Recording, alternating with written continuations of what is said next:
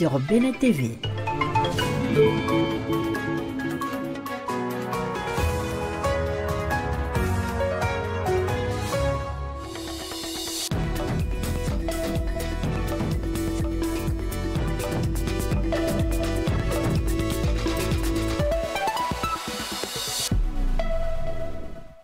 C'est un plaisir de vous retrouver. Bonjour à tous, les titres du 13h. Examen de fin d'année, c'est parti pour le CEP 2025. 271 890 candidats planchent depuis quelques heures en dehors des salles de composition. Les dispositions ont été prises pour leur sécurité. Les échos dans un instant.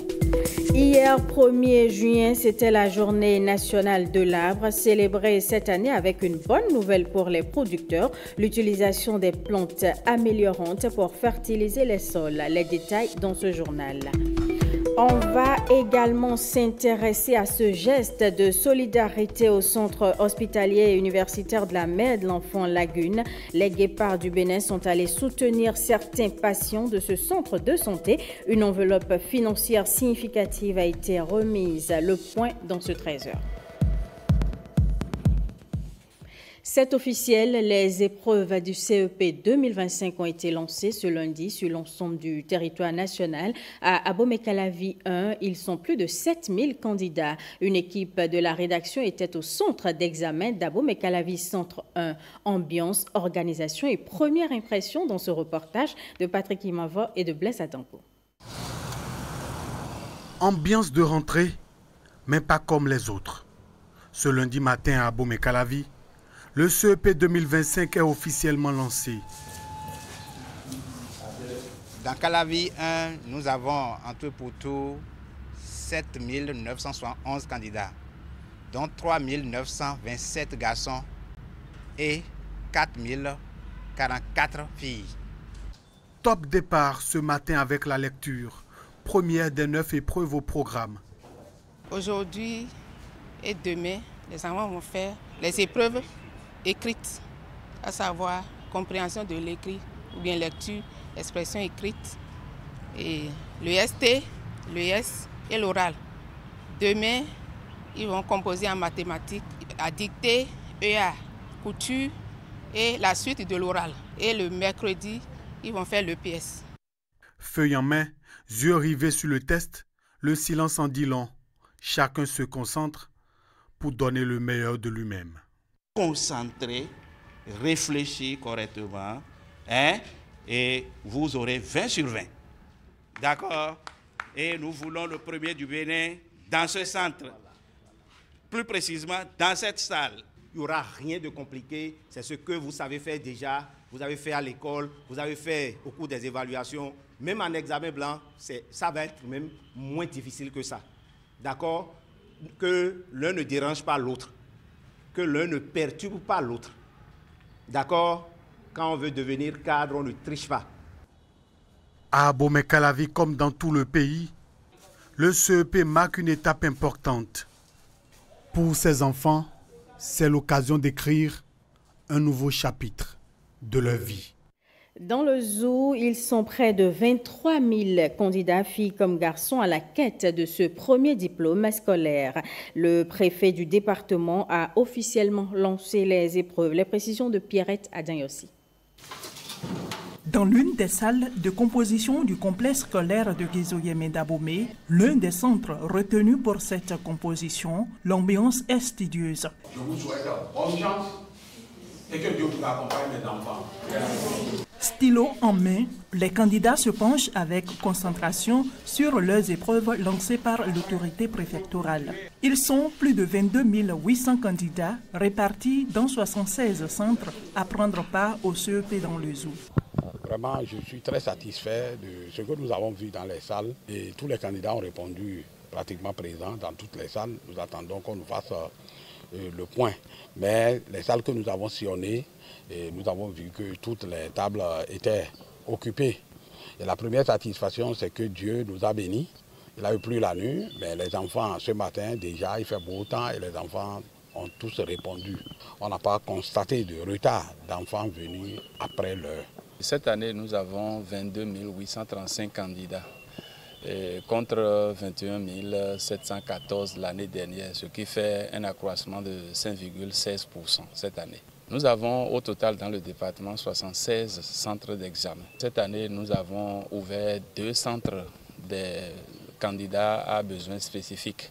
Nous avons un centre à Boycon. L'année dernière, nous en avons également eu à Boycon. Cette année, la particularité, c'est pour le centre de Boycon, d'Abomey. Nous avons un autre centre à Abomey cette année pour les personnes à besoins spécifiques. Et ce centre compte 2 candidats, rien que des garçons. Mais pour le centre de Boycon, nous avons une fille et un garçon. À Guézouillem, ici, ce qu'on peut retenir globalement est que le nombre de filles est inférieur par rapport à ce que nous avons eu l'année dernière. C'est pour cette raison d'ailleurs que nous organisons le lancement ici pour dire aux parents que les filles ont aussi droit à l'éducation, de ne pas garder les filles à la maison, d'inscrire massivement les filles à l'école, non seulement d'inscrire massivement les filles à l'école, mais de les soutenir, d'être avec elles pour qu'elles puissent aussi avoir ce parchemin que les garçons. Les candidats ont 4 jours pour affronter les épreuves dans les 76 centres retenus dans le département du Zou. À Parakou, les candidats au CEP affrontent les épreuves dans le calme. En cas de souci de santé, un agent de santé est prêt pour leur prise en charge. Tout est mis également en place pour leur sécurité. Enoch Rongpati s'est intéressé à ce pan du CEP. Voici son reportage. Ambiance sereine, les candidats au CEP sont concentrés. Le coup d'envoi est prévu à 8h30. Mais parfois, un élève peut avoir un malaise. Pas de panique, un agent de santé est là pour intervenir rapidement. Nous sommes ici pour prendre des enfants en cas de malaise, la peur, les vomissements, d'autres en courant se blessent. On les fait des soins d'urgence pour les mettre à l'aise afin qu'ils puissent continuer l'examen en bonne forme. Les soins apportés varient selon la situation. Si l'élève n'est pas en mesure de poursuivre l'épreuve, il sera convoqué à la session des malades. Si c'est un enfant qui par exemple se blesse, a quelque chose qu'il faut suturer, un traumatisme, une plaie ouverte qu'il faut suturer, il faut le déplacer. Et on notifie ça à la hiérarchie, le médecin-chef qui lui délivre enfin un certificat médical. Et si c'est possible de continuer son examen, il continue. Au cas contraire, il revient pour la session des malades. En cette période parfois stressante, les parents sont invités à bien accompagner leurs enfants, en veillant notamment à leur bien-être physique et moral. Les parents doivent veiller à ce que l'enfant puisse être en bonne santé. L'alimentation des enfants aussi est nécessaire. Veiller à ce que les enfants se lavent toujours les mains avant et après le repas, avant les selles, après les selles, avant de manger. Ils doivent dormir sous moustiquaire, ils doivent se protéger, porter des pulls avant de venir quand même au lieu de composition. En plus du personnel de santé, la sécurité est assurée par la police républicaine qui fait régulièrement la ronde dans le centre. Et dans le même registre, la sécurité des candidats aux examens préoccupe le Centre national de sécurité routière. Des agents sont déployés dans les centres d'examen pour permettre aux candidats de circuler en toute sécurité. Constat ce matin à l'école urbaine centre d'Abomey-Calavi. Wenceslas Aroyman, Amandine Anyamboso. École urbaine centre, commune d'Abomey-Calavi. Moment d'examen pour des candidats. Instance sécuritaire pour le CNSR. Nantis de gilets de reconnaissance et de fanions, les agents du Centre national de sécurité routière régulent la circulation. Ils facilitent la traversée aux candidats mais aussi aux parents en ce premier jour de l'examen du CEP. C'est une bonne initiative. Je pense que si ça peut être pérennisé dans le temps, ce sera bien pour les enfants et aussi pour nous qui sommes parents. Lorsqu'on prend comme objectif la protection de nos enfants, on ne peut que vivre ces événements-là. Moi, je félicite déjà le Centre de sécurité routière pour cette initiative de pouvoir aider les enfants à traverser la voie. En tant que parent d'élèves, je trouve que c'est une bonne initiative à encourager dans le sens de la protection de nos enfants. En venant ce matin, on a constaté les hommes en uniforme et tout. On a constaté qu'ils aidaient les enfants à traverser ainsi que les parents. que j'ai trouvé vraiment génial. Ce serait une très belle chose de le faire dans d'autres sens, pourquoi pas dans tous les centres et pour les années à venir également. Ce dispositif du Centre national de sécurité routière est déployé dans 40 centres d'examen sur toute l'étendue du territoire national. L'objectif, c'est de jouer le rôle de passeur, arrêter les véhicules, facilitant la traversée des enfants pour que les enfants ne soient pas victimes des accidents.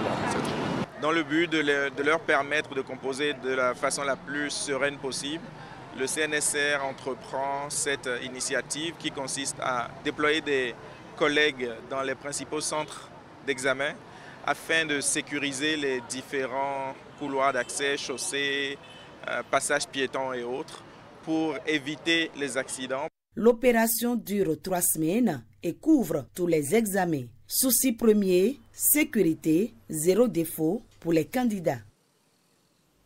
Journée nationale de l'arbre, le Bénin a célébré la 41e édition hier avec cette bonne nouvelle pour les producteurs. Il s'agit de l'utilisation des plantes améliorantes pour fertiliser les sols. Dans l'élément qui va suivre, Jean-Claude James et Iba Groupessi nous emmènent à l'Institut des métiers de l'agriculture de Djougou pour découvrir 3 espèces qui jouent ce rôle de fertilisant. Reportage. José vient de faire le tour du bloc A de l'Institut universitaire d'enseignement professionnel des métiers de l'agriculture de Djougou, un site de 2 hectares pour la production agricole. Ici, tout est fait pour éviter la dégradation du sol. Pour cette parcelle, nous pratiquons les techniques culturales sans labour, parmi lesquelles vous avez les techniques culturales simplifiées, le semi-direct. Nous avons fait un faux labour ici. Un faux labour, encore appelé pseudo-labour, c'est une technique culturelle qui consiste à faire un labour sans retournement du sol. Le précédent cultural de cette parcelle était le sorgho et le mukuna, une plante de couverture qui va contribuer à la régénération du sol. Dans cette dynamique de fertilisation des sols, cet établissement public a expérimenté plusieurs autres plantes améliorantes. Entre autres, le Cajanus cajan au pois d'Angole. Le Cajanus cajan est une plante de la famille des fabacées qui est connue pour sa capacité de production de biomasse élevée. Comme vous le constatez, c'est un arbrisseau qui se développe énormément. Cette plante arrive à capter l'azote atmosphérique et à la fisser sur les feuilles et dans le sol. Et vous pouvez voir au sol qu'il y a une couverture, une biomasse quand même considérable, puisque cette plante, après un cycle donné, les feuilles tombent et c'est ces feuilles-là qui participent en réalité à la régénération du sol. À quelques mètres, une deuxième option s'offre aux producteurs pour donner vie à leur terre. Nous avons une deuxième parcelle dédié à la production d'une autre plante qu'on appelle le Achinomène istris, qui est également une plante de couverture. Ça joue les mêmes rôles, la régénération du sol. À côté de ces champs de production de semences, l'espace aménagé pour la production du pâturage aérien abrite une 3e plante améliorante. Le Leucaena leucocephala. Sur donc une grande superficie de production agricole, lorsque le producteur a installé le Leucaena, vous voyez, après les récoltes, sans doute, les feuilles vont rester. Donc les animaux peuvent passer sur cette parcelle pour profiter des résidus de récolte et en même temps laisser leur déjection sur le sol, ce qui sert donc à améliorer la qualité du sol. Et le Leucaena est comme un arbuste qui sert également d'ombrage aux cultures. Mais il faut le planter, d'accord, à un certain écartement, plus ou moins régulier, de 10 mètres au moins, pour permettre aux plants quand même de profiter également du soleil. En cette célébration de la Journée nationale de l'arbre, les acteurs du monde agricole peuvent s'inspirer de ces exemples pour choisir les plants à mettre en terre. Ce serait une façon originale de marquer ce rendez-vous écologique. Dans le reste de l'actualité, l'organisation musulmane Jamaat islamique Ahmadiyya reste fidèle à son engagement en faveur de la solidarité. À quelques jours de la célébration de la Tabaski, elle a offert des moutons aux personnes en situation de vulnérabilité par le biais du ministère des Affaires sociales et de la microfinance et du centre psychiatrique de Djako. Christelle Tongodo, Benjamin Denayan. Ces dons de la Jamaat islamique Ahmadiyya sont destinés aux personnes démunies et aux malades mentaux afin qu'ils puissent eux aussi vivre cette fête dans la dignité et la joie. Ce geste, loin d'être ponctuel, s'inscrit dans une tradition bien ancrée au sein de la Jamaat islamique Ahmadiyya, celle de partager les instants de bonheur avec les couches les plus vulnérables de la société. Il y a des équipes qui sont envoyées un peu partout à l'intérieur du Bénin pour continuer les mêmes gestes vis-à-vis de la population. Nous les remercions beaucoup pour ces dons qu'ils nous font chaque année. Et ils n'ont jamais raté depuis qu'ils ont commencé. Ils sont en train de nous fêter la Tabaski et nous sommes très contents. Tous les malades, en mon nom, leur souhaitent beaucoup de courage dans leurs œuvres. À travers cette action, l'organisation réaffirme que la Tabaski n'est pas seulement une fête de sacrifice, mais elle est aussi un moment de compassion, de partage et de fraternité. Et puis ce dénouement de situation au quartier Fifadji à Cotonou suite au blocage de la circulation par l'érection d'un mur. Le 26 mai 2025, un avis formel de libération de la voie publique a été décrété par la direction des affaires domaniales de la mairie de Cotonou. Mathieu Sokenou et Arnaud Adadja. Ils sont en allégresse depuis le 26 mai 2025. Après plus d'un an et demi d'attente, ces riverains du quartier Fifadji-Tchabigon peuvent commencer par espérer la libération de l'une de leurs voies principales assiégées depuis novembre 2023 à Fifadji. Je ne savais même pas que l'affaire est encore pendante devant nos autorités que je remercie publiquement. Donc, les paroles s'envolent, mais les écrits restent. Vraiment, c'est une grande joie pour nous à Fifadji. La voie là qui a été fermée, c'est une voie principale. Aujourd'hui, là, c'est pas s'il n'y a pas plu. Si c'est pendant la pluie, ce serait une grande eau qui serait ici. Là. Vous ne pouvez pas rester, ça dépasse le genou. Depuis qu'ils ont fermé la voie là, la population de Fifadji est en difficulté. Donc c'est une grande joie pour nous.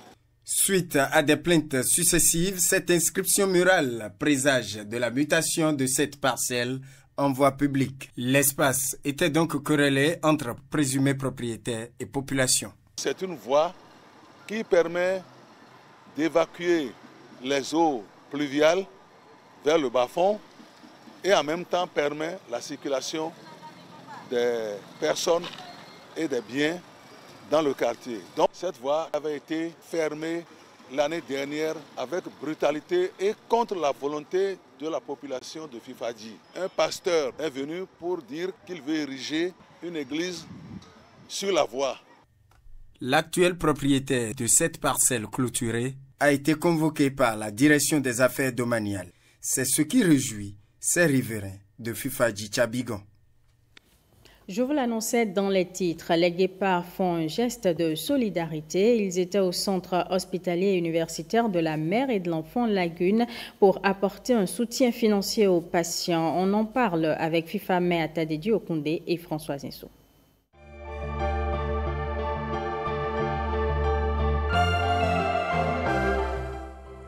Pas de crampons aux pieds, pas de stade plein à craquer, aucun chant de supporters, juste le silence feutré des couveuses dans les couloirs du centre hospitalier universitaire de la mère et de l'enfant Lagune de Cotonou. Dans cette salle de conférence, un échange sincère. Médecins et joueurs partagent une réalité parfois lourde, souvent méconnue, celle des défis que l'hôpital affronte au quotidien. Unis, des titulaires jusqu'au staff, les guépards remettent ce don collectif. Un geste qui va permettre d'alimenter la caisse de solidarité hospitalière. Concrètement, il aidera à couvrir des frais médicaux de nombreuses femmes et enfants âgés de 2 à 11 ans.